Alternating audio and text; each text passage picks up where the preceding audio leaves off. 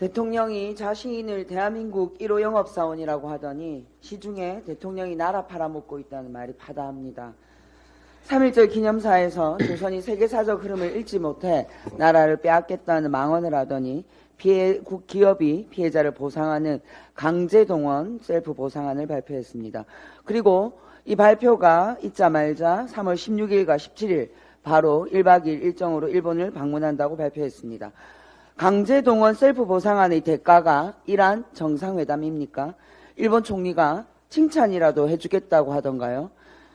일본 언론 요미우리 보도에 따르면 이번 회담에서는 양국 간 최대 현안인 강제징용 피해자 소송 문제에 대해 윤 대통령이 한국재단이 피고인 일본 기업의 배상금 상당액을 지급할 해법을 설명하고 총리가 평가하겠다는 뜻을 전달할 것이라고 합니다.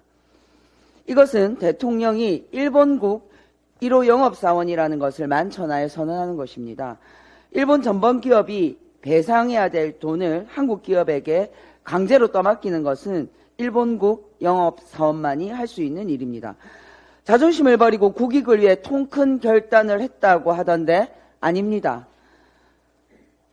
대한민국 경제에 아무런 이익이 없습니다. 일본이 일으킨 소부장 무역 전쟁도 수입선 다변화와 국산화 추진으로 이미 극복되고 있습니다. 오히려 일본 기업이 수출 규제로 더 큰 피해를 보고 있습니다.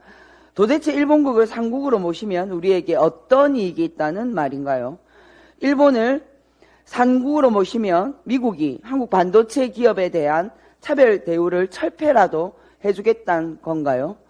일본을 상국으로 모시고 한미일 안보동맹이 더 강화되면 북한의 핵개발을 중단시킬 수 있습니까?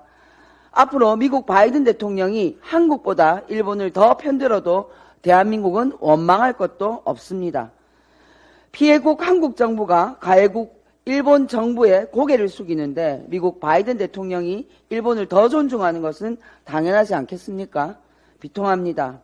앞으로 무책임한 후쿠시마 오염수 방류와 독도 문제에도 일본에 제대로 항의하지 못할 것이란 국민들의 걱정도 현실화되고 있습니다.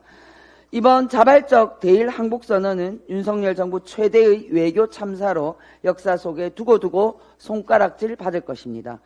역사 속에 길이 빛날 대역 죄인이 되지 않기를 바랍니다.